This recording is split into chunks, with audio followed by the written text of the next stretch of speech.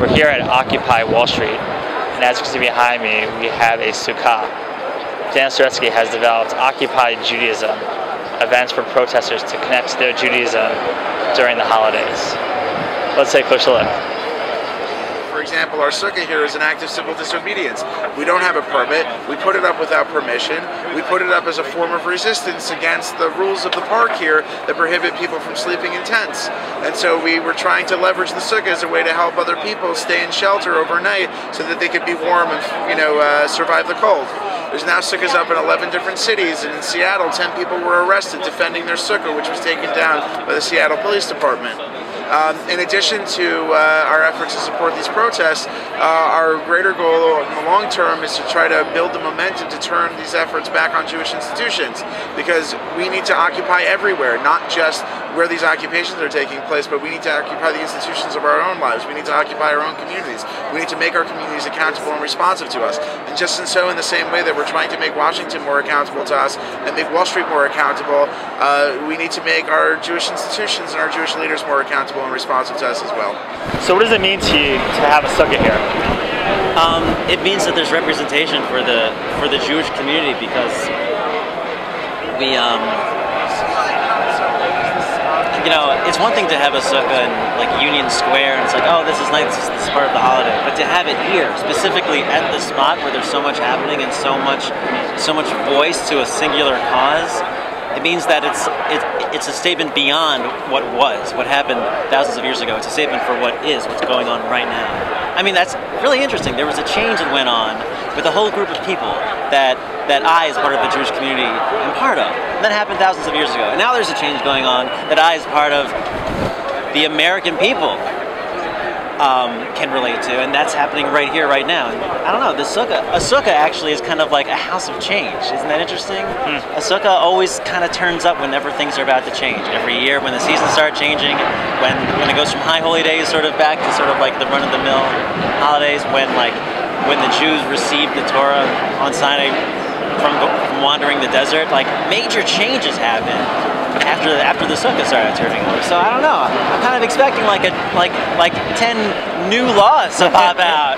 You never know. You never know. Like, who knows? I mean, that's what we're all hoping for. We're hoping for amendments. We're hoping for, resolutions that'll change the way things are going. I think it's very important that we have a sukkah here. When the Israelites left slavery and spent 40 years in the desert, the sukkah was the space in which the people were able to envision what it would be like to go from being a people that were slaves to being a free people. We remember Sukkot, on Sukkot we remember having left Egypt, and the Exodus, the redemption, was a paradigm shift. It was a time that we said that the way things were was not okay, and we have to change the society. It's also, Sukkot is a time in which all people are meant to share in the abundance together. There's a midrash in Vayikra Rabbah that says that it's a time when you all gather your food together. If one person is gathering his food into his home, you can't make a holiday. It has to be when the majority of the people are gathering their food. And we live in a time when our planet actually has an abundance of food. There's plenty for everybody to eat, but it's the system as it's set up and these man-made problems that result in widespread poverty and the inability of so many people to eat. So I think that there are so many messages of the holiday of Sukkot that are really relevant, and it's an opportunity to share in the wisdom of our tradition and have a voice in this movement. You have so many different people around this area. What do people think about this sukkah? It's been pretty incredible. There's been lots of people coming up all day, all night, wanting to learn about what a sukkah is, why we're here, what we're doing, what the symbols of the sukkah are, what it represents. And really the reaction has been very positive. With the exception of like a couple of emotionally disturbed people here and there, the vast majority of people have been coming up to us and been really supportive of welcoming and grateful for our presence. Jewish solidarity with Occupy Wall Street has erupted across the nation from Occupy told me during service of over 1,000. What do you think is bringing those people out to these Very often, our tradition professes a lot of, great social justice values, but people don't really have a way to embody those values in practice. Our synagogues are, community institutions. They talk a good talk, but they very rarely walk the walk. And so, in being out here in solidarity with these protesters, what we're doing is we're putting our faith in action. We're showing people that there's a way that you can embody the values of Judaism in a way that's consistent with our physical actions in the world, which means that we're actually going to really take a stand for those who are in need and not just pay lip service to it. So over here we have Emma Goldman, who's a Jewish labor hero and organizer, secularist, but proud Jewish activist who helped organize Jewish workers in the earlier 20th century to rise up against injustice and to fight for their rights as workers to collectively bargain. Then we have Abraham Joshua Heschel marching with Martin Luther King for civil rights in the 1960s.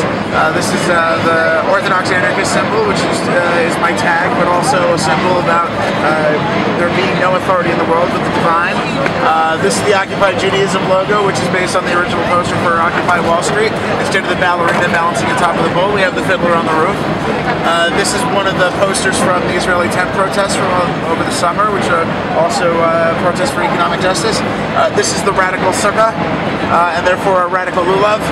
And this is a play on a Banksy image of him throwing a bouquet. I have him throwing open the Torah instead. The first sukkah, right? It was a pop-up sukkah. It was donated by a friend of mine, or it was donated by popupsukkah.com. That was hooked up by a friend of mine who works at Chabad, whatever. It was a really nice gift, but it was not durable for the weather. So we set it up. It lasted 2 days, but then it came crashing down in the rain, and so we got rid of it. That night we were hosting a Shabbat service, so we had a pup tent, which is like like a farmer's market tent that Jay Fridge brought and set up. And we said, look, this is a non-halachic structure, but we're not Orthodox Jews, and there's no reason why we should have to observe the letter of the law. We're going to set up this as our temporary structure to dwell in while we do our Shabbat service and our Shabbat dinner. The cops said, nope, it's not a kosher sukkah, take it down. They said, you have to be able to see through the top. So we said to the cops, like, what are you, crazy? You're not the Rabbanut. Where do you get off telling us what is and is not a kosher sukkah, or how Jews should observe their religion? They didn't have an answer. What's the connection between the cops and the halachicness of the sukkah? The cops are the ones who told us the sukkah was treif.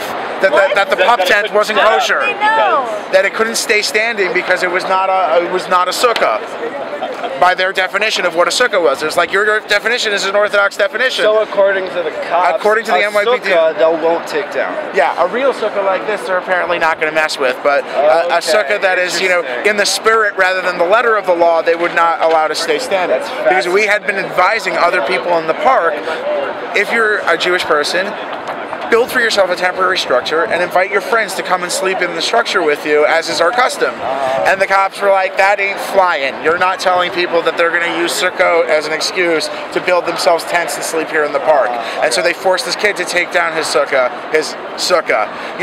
I'm in a halachic sukkah, that's fine, like, that's how I observe the ritual. But like, anybody who identifies and who is not Orthodox should be able to follow the inyan of the mitzvah and not necessarily the letter of the law itself. But at the end of the day, the cops believe, nope, must be a halachic structure, otherwise it must come down, which is pretty ridiculous.